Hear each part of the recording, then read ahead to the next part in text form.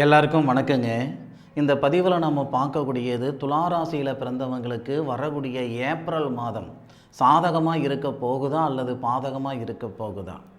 வரக்கூடிய ஏப்ரல் மாதத்தில் இந்த பிரபஞ்சம் துளாராசியில் பிறந்தவங்களுக்கு எந்த மாதிரியான பலன்களை தரப்போகுதுன்றது பற்றி தானுங்க ஆதாரபூர்வமாக வேதகால முறையில் துல்லியமாக இந்த பதிவில் நம்ம பார்க்க போகிறோம். மாதம் பிறக்கப்படக்கூடியது ஏப்ரல் மாதம் 1ஆம் தேதி செவ்வாய்க்கிழமை அதிகாலை சுக்கிர பகவானுடைய நட்சத்திரம்னு சொல்லக்கூடிய பரணி நட்சத்திரம் 2வது பாதம் மேச ராசி தனுசு லக்னத்தில் தானுங்க இந்த மாதம் பிறக்கப்பட போகுது. மாத பிறப்பன்னைக்கு துலா ராசிக்கு 6வது பாவகத்தில் சுக்கிர பகவான், புதன், சனி, ராகு, சூரிய பகவான் 5 கிரகங்கள் மறைவு ஸ்தானத்தில் இருக்கிறது நமக்கு அந்தளவுக்கு சிறப்பில்லை. பொதுவாக எல்லா கிரகங்களுக்கும் 6, 8, 12 மறைவு ஸ்தானம்னு சொல்லுவாங்க. ஆனால் சுக்கிர பகவானுக்கு மட்டும் 12வது பாவகம் மறைவு ஸ்தானம் இல்லை. ஆனால் ஏப்ரல் மாத தொடக்கத்தில் சுக்கிர பகவானோட 5 கிரகங்கள் மறைவு ஸ்தானத்தில் இருக்கிறதும் சிறப்பு கிடையாது. துளாராசிக்கு 12வது பாவகன் சொல்லக்கூடிய விரயஸ்தானத்தை 7 கிரகங்கள் பார்ப்பதும் நமக்கு சிறப்பில்லை. முடிஞ்ச அளவுக்கு துளாராசியில் பிறந்த ஆணாக இருந்தாலும் சரி, பெண்ணாக இருந்தாலும் சரி, ஏப்ரல் மாதம் 13ஆம் தேதி வரை ஆடம்பரமாக இருக்கிறது, அவசரப்பட்டு ஒரு செயல் செய்கிறது, அகலக்கால் வைக்கிறது கொஞ்சம் யோசனை பண்ணி பண்ணுங்க. பொதுவாக நம்ம இருக்கிற இடத்துலேருந்து மேலே போகலைனாலும் பரவாயில்ல, யாரும் கேட்க மாட்டாங்க. இருக்கிற இடத்துலேருந்து கீழே போயிட்டோம்னா மீண்டும் எந்திரிச்சு வர்றது கஷ்டமாகி போயிடும். துலா ராசியாதிபதி மறைவு ஸ்தானத்தில் இருக்கிறது கூட ஒரு புறம் நமக்கு சங்கடம்னாலும் மற்ற கிரகங்களுடைய அமைப்பு நமக்கு சரியில்லாமல் போகுது. துலா ராசிக்கு 2வது பாவகத்துக்கு அதிபதி தனஸ்தானாதிபதி, திருமணஸ்தானாதிபதினு சொல்லக்கூடிய செவ்வாய் ஏப்ரல் மாதம் 3ஆம் தேதி நீச்சம் அடைகிறார். கணவன் மனைவிக்குள்ளார சிறு சிறு சங்கடங்கள் ஏற்படுத்தும், காதலர்களுக்கு இடையிலேயே பெரிய சங்கடங்கள் ஏற்படுத்தும். கொஞ்ச நாள் பொறுத்துக்கிடுங்க. ஏப்ரல் மாதம் 13ஆம் தேதி வரைக்கும் நிதானமாக இருக்கிறது நல்லது. என்ன சார், ஏதோ ஒரு எதிர்பார்ப்பு எங்களுக்கு இருக்குது, இந்த மாதத்துலையாவது நமக்கு மேலுக்கு வந்துட மாட்டோமா, இந்த வாரத்துலையாவது நாங்கள் மேலுக்கு வந்துட மாட்டோமா, இந்த மாதிரி ஒரு ஆதங்கத்தில் தான் நாங்கள் இந்த மாதிரி யூடியூப் சேனலில் மாத பலன் பார்க்குறோம். நீங்கள் என்னடானா ஆஹா ஓஹோன்னு சொல்லணும்னாலும் பரவாயில்ல, இந்த மாதிரி சங்கடமாக சொல்கிறீங்களே சார்.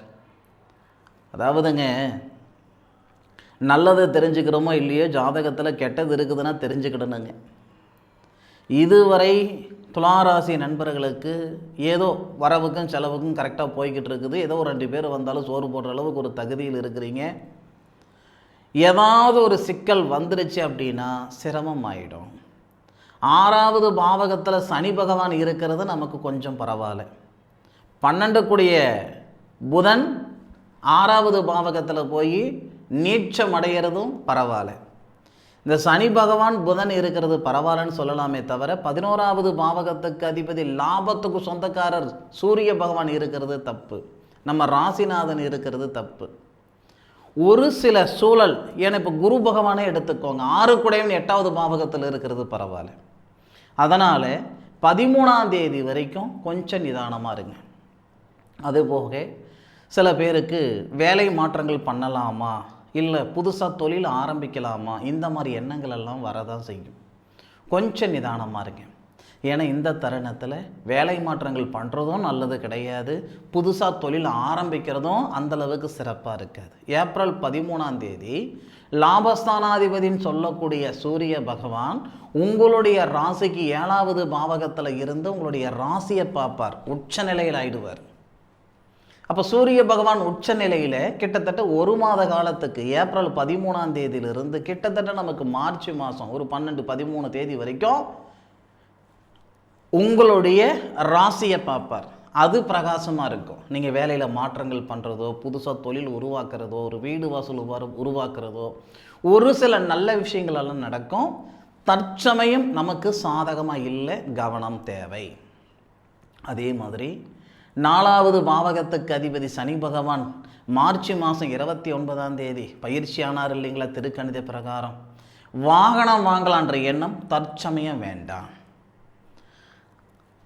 சனி பகவான் குரு பகவானுடைய சாரத்தில் இருக்கிற வரைக்கும் வாகனம் போன்ற விஷயங்கள் செய்திட வேண்டாம். ஏன்னா சுபஸ்தானாதிபதின்னு சொல்லக்கூடிய சனி பகவான் 6வது பாவகத்தில் மறைஞ்சி சுபஸ்தானாதிபதிக்கு சாரம் கொடுத்தவர் குரு, அவர் 8வது பாவகத்தில் மறைஞ்சிருக்கிறார். இது எப்படின்னா, இந்த தருணத்தில் வாகனத்தில் ஏதாவது கெண்டம் வந்துருச்சு அப்படின்னா அதிலிருந்து எந்திரிக்கிறதுக்கே கிட்டத்தட்ட 1 வருஷம் 1.5 வருஷம் ஆகி போயிடும். ஒன்றும் இல்லைங்க, சனி பகவான் சுபஸ்தானாதிபதி, அவர் 6வது பாவகத்தில் மறைஞ்சிருக்கிறார் அப்படின்னா புரட்டாதி நட்சத்திரத்தில் இருக்கிறார். புரட்டாதி நட்சத்திரம்ன்றது யாருங்க? குபேரர் அவதரித்த நட்சத்திரம்னு சொல்லுவோம். அது போக குரு பகவானுடைய நட்சத்திரம்னு சொல்லுவோம். அப்போ குரு பகவான் நம்ம துளாராசிக்கு 8ல் மறைஞ்சிருக்கிறாரா? குரு பகவானுடைய நட்சத்திரத்தில் இருக்கிற சனி பகவான் 6ல் மறைஞ்சிருக்கிறாரா? 2 பேரும் 12ஆம் இடம் விரயஸ்தானத்தை பார்க்குறாங்களா? ஏதாவது ஒரு சிக்கல் வந்துருச்சுன்னா என்ன பண்ணுவீங்க சொல்லுங்க பார்க்கலாம். அதனால தான் சொல்கிறேனுங்க, கொஞ்சம் நிதானம் தேவை. தயவு செய்து குடுக்கல் வாங்கல் இந்த தருணத்தில் வச்சுக்கிட வேண்டாம். 13 தேதி குடுக்கல் வாங்கல் அப்படின்னா, யாருக்கிட்டையாவது நான் பணம் வாங்கலாம்னு இருக்கிறேனுங்க அப்படின்னா, நீங்கள் வாங்கினாலும் வாங்கின பணம் கையில் நிற்காதுங்க. உங்களுக்கு 50,000 ரூபாய் தான் தேவைப்படும். நீங்கள் கேட்ட இடத்துல 1 லட்சம் ரூபாய் கொடுப்பாங்க.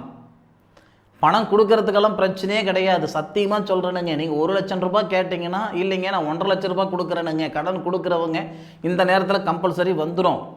ஆனால் அதை மீறி கட்டிடுவீங்க, கட்டாமல் போயிட மாட்டீங்க. வாங்கின பணம் எதுக்கு வாங்கணும், ஏன் வாங்கணும், எப்படி போச்சுன்னே தெரியாமல் போயிடும். சரிங்களா? அதனால் இந்த தருணம் வேண்டியதில்லை, பார்த்துக்கோங்க.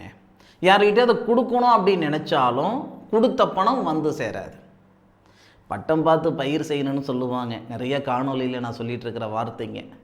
பட்டம் பார்க்காம வீம்புக்கு வீரியத்துக்கு நான் நினச்ச நேரத்தில் நினச்ச விதையை விதைப்பேன் அப்படின்னா விதைச்ச விதை என்னவோ விளைஞ்சிடும். மண்ணில் போட்ட விதை விதைக்காமல் போகாதுங்க, விளைஞ்சிடும். ஆனால் விளைஞ்சது வீடு வந்து சேராது. அந்தந்த தருணத்தில் செய்யக்கூடிய ஜோலியை நம்ம செஞ்சுக்கிடணும். முடிஞ்ச அளவுக்கு கொஞ்சம் நிதானம் தேவை. அதுபோக துலா ராசிக்கு 6வது பாவகத்தில் நமக்கு இந்த கூட்டு கிரகங்கள் அமைப்பு இருக்கிறதுனால போகாத இடத்துக்கு போனன்ற பேரோ, செய்யாத தவறுக்கு செஞ்சன்ற பேரோ, வாங்காத பணத்துக்கு வட்டி கட்டுற மாதிரி சூழல், இந்த மாதிரி சூழல் ஏற்பட்டுடும். கொஞ்சம் கேர்ஃபுல்லாக இருங்க. ஒரு நிறுவனத்தில் வேலை செய்துக்கிட்டு இருக்கிறீங்க, அந்த நிறுவனத்தில் யாரோ செய்கிற தப்புக்கு நீங்கள் கேட்க போய் ஏன்பா இப்படி செய்கிற அப்படின்னு கேட்க போனால் உன்னால தான் நான் இப்படி செஞ்சன்ற பேர் வந்துடும். அப்போது அதுக்கு எப்படி சொல்கிறேன்னா,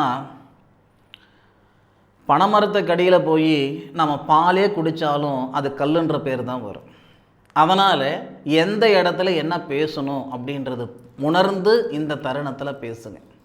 சொல்லுவோம் இல்லைங்களா, நம்ம பழமொழி என்ன சொல்லுவோம், பகலில் பார்த்து பேசணும், ராத்திரி அதுவும் பேசக்கூடாதுன்ட்டு. அதனால் முடிஞ்ச அளவுக்கு கொஞ்சம் சூதானமாக இருக்கக்கூடிய மாதமாக இருக்கும் ஒரு 13 நாட்களுக்கு. அதுபோக 13 நாட்களுக்கு மேலே பலன் சொல்லுங்கள் சார் அப்படின்னா, 13 நாட்களுக்கு மேலே கூட உங்களுடைய பொருளாதாரத்தில் இருக்கிற சங்கடங்கள் சரி செஞ்சுக்கிடலாம். வீடு வாசல் அடமானம் போட்டிருக்கிறீங்க, அது மீட்கிறதுக்கு வாய்ப்புகள் கொடுக்கும். ஒரு நகை நட்டு அடமானம் வச்சுருக்கிறீங்க, அது மீட்கிறதுக்கான சந்தர்ப்பம் கொடுக்கும். மன அழுத்தமாக இருக்குது, அது குறையிறதுக்கு வாய்ப்புகள் இருக்கும். ஓரளவுக்கு அந்த பொருளாதார ரீதியாக இருக்கிற சங்கடங்கள் நீங்கள், ஏன்னா லாபஸ்தானம் நமக்கு லாபஸ்தானாதிபதி நம்ம ராசியை பார்ப்பார். அதுவும் லாபஸ்தானாதிபதினு சொல்லக்கூடிய சூரிய பகவான் சுக்கரனுடைய நட்சத்திரத்துக்கு வந்துடணும். அப்போது உங்களுடைய ராசிநாதனுடைய நட்சத்திரத்தில் சூரிய பகவான் உங்கள் ராசியை பார்க்கக்கூடிய காலகட்டம் உண்மையிலேயே ரொம்ப நிறைவாக இருக்கும். 13ஆம் தேதி சூரிய பகவான் பயிற்சி ஆகிறார் அப்படின்னா, அசுவினி நட்சத்திரத்தில் மட்டும் அவர் ட்ராவல் பண்ணுறது எத்தனை நாளைக்கு ட்ராவல் பண்ணுவார் அப்படின்னா, கிட்டத்தட்ட குறைந்தபட்சம் ஒரு 10 நாள் ட்ராவல் பண்ணிடுவார். அப்போ நமக்கு ஏப்ரல் 23ஆம் தேதி வரை அசுவினி நட்சத்திரத்தில் தான் அவர் இருப்பார். 24ஆம் தேதியிலிருந்து 24, 25, 26, 27, 28 கிட்டத்தட்ட ஒரு ஒரு ஒரு 6 நாள் ரொம்ப நிறைவாக இருக்கும். ரொம்ப அருமையான ஒரு நேர காலங்களாக இருக்கும் இந்த துளாராசியில் பிறந்த நண்பர்களுக்கு. உழைப்புக்கு தகுந்த உயர்வு ஏற்பட்டு, வாழ்க்கைக்கு ஏற்ற வளர்ச்சி ஏற்பட்டு, இந்த நாட்களுக்காக தான் இத்தனை நாள் நான் காத்திருந்தேனா அப்படின்னு சொல்லக்கூடிய அளவுக்கு, நினைக்கக்கூடிய அளவுக்கு நிச்சயமாக இந்த பிரபஞ்சம் நல்ல ஒரு பாதையை காட்டும். அதில் மாற்றுகிறது ஒன்றும் கிடையாதுங்க. சில பேர் புத்திர பாக்கியத்துக்காக எதிர்பார்த்துக்கிட்டு இருப்பீங்க. புத்திர பாக்கியம் எதிர்பார்த்துக்கிட்டு இருக்கிற நண்பர்களுக்கு மே மாதத்துக்கு மேற்கொண்டு மிக சிறந்த நேர காலங்கள், மிக சிறந்த அற்புதமான ஒரு தருணம் வரப்போகுதுங்க. இடையில் உங்களுடைய சுய ஜாதக ரீதியாக ஒரு நாள் இல்லைனாலும் ஒரு நாள் குழந்தை பாக்கியம் வர்றது இயல்பான விஷயம். ஆனால் பொதுவாக பார்த்திங்கன்னா மே மாதத்துக்கு மேற்கொண்டு புத்திர பாக்கியத்தில் இருக்கிற சங்கடங்கள் நீங்கக்கூடிய தருணமாக இருக்கும். 6வது பாவகத்துக்கு அதிபதி 8வது பாவகத்தில் இருக்கிறது, அதுவும் 10வது பாவகத்துக்கு அதிபதி சந்திர பகவானுடைய சாரம் வாங்கியிருக்கிறது கொஞ்சம் இந்த தருணத்தில் சங்கடமாக இருக்குது. அதுபோக 7வது பாவகத்துக்கு அதிபதி திருமண ஸ்தானாதிபதின்னு சொல்லக்கூடிய கிரகமும் கூட நமக்கு 10வது பாவகத்தில் நீச்சம் அடைஞ்சிருவார். அப்போ நமக்கு அந்த புனர்பூச நட்சத்திரம் 4வது பாதத்தில் கிட்டத்தட்ட ஒரு வாரம் ட்ராவல் பண்ணுவார். நான் அதை தான் உங்களுக்கு சொல்கிறேன். அந்த 13ஆம் தேதி, அந்த 13ஆம் தேதி வரைக்கும் முடிஞ்ச அளவுக்கு எவ்வளோ கேர்ஃபுல்லாக இருக்கணுமோ அவ்வளோ கேர்ஃபுல்லாக இருக்கிறது நல்லது. சீனியர் சிட்டிசனுக்கு அந்த தருணத்தில் தான் உடல் ரீதியாக தொல்லைகள் ஏற்படுத்தும். மருத்துவ செலவு, மருத்துவ செலவு, அறுவை சிகிச்சை செலவு, திடீர்னு கீழே விழுறது, கை காலில் அடிபடுறது, இந்த மாதிரி சங்கடங்கள் ஏற்படுத்திடும். சரிங்களா? அது 3ஆம் தேதியிலிருந்து 13ஆம் தேதி வரை சீனியர் சிட்டிசன் எந்த அளவுக்கு நம்ம பத்திரமாக இருந்துக்கிடணுமோ, நாம் மற்றவங்கள பார்த்துக்கல, அதெல்லாம் அப்பாற்பட்ட சமாச்சாரம், நம்மளை நம்ம பார்த்துக்கிடணும். சரிங்களா? எத்தனை நாளைக்கு? ஒரு 10 நாட்களுக்கு. சரியா? ஏன்னா நல்ல விதமாக இருந்து நல்ல விதமாகவே போயிட்டோம்னா தொந்தரவு இல்லை. சரிங்களா? ஏதாவது ஒரு சிக்கல் ஏற்பட்டு ஒரு கை காலில் ஒரு தொந்தரவு பட்டு, சரிங்களா, நடக்க முடியாமல் போய் சிரமமாகி போயிடுச்சுன்னா சிக்கல் தானுங்க. அதுக்காக தான் சொல்கிறேன், முடிஞ்ச அளவுக்கு உங்களை நீங்கள் பார்த்துக்கிடுங்க. மற்றபடி துளாராசியில் பிறந்த நண்பர்களுக்கு வரக்கூடிய ஏப்ரல் மாதம் ஆஹா ஓஹோன்னு சொல்கிற அளவுக்கு பலன்கள் தராது. ஆனால் நல்லது நடக்கலைனாலும் பரவாயில்ல சாமி, இருக்கிற நிலைமையிலேருந்து மேலே போகலைனாலும் பரவாயில்ல சாமி, இருக்கிற நிலைமையிலேருந்து கீழே போகாமல் இருக்கிறதுக்கு என்ன வழியோ அதை நம்ம பார்த்துக்கணும். 13 தேதி வரைக்கும் தான் உங்களுக்கு சங்கடங்கள் கொடுக்குமே தவிர 13 தேதிக்கு மேற்கொண்டு நிச்சயமாக சங்கடங்கள் கொடுக்காது. சரிங்களா? நல்லது நடக்கும். இந்த பதிவு கண்டிப்பாக துளாராசியில் பிறந்தவங்களுக்கு பயனுள்ள பதிவாக இருக்கும் அப்படின்னு நான் மனசார நம்புகிறேன். மீண்டும் அடுத்த ஒரு அற்புதமான தருணத்தில் உங்கள் அனைவரையும் சந்திக்கும் வரை உங்களிடமிருந்து விடைபெறுவது உங்கள் வீட்டு ஜோதிட நண்பனான மா காளிதாஸ் மணிகண்டன். திருச்சிற்றம்பலம். வாழ்க வையகம், வாழ்க வளமுடன்.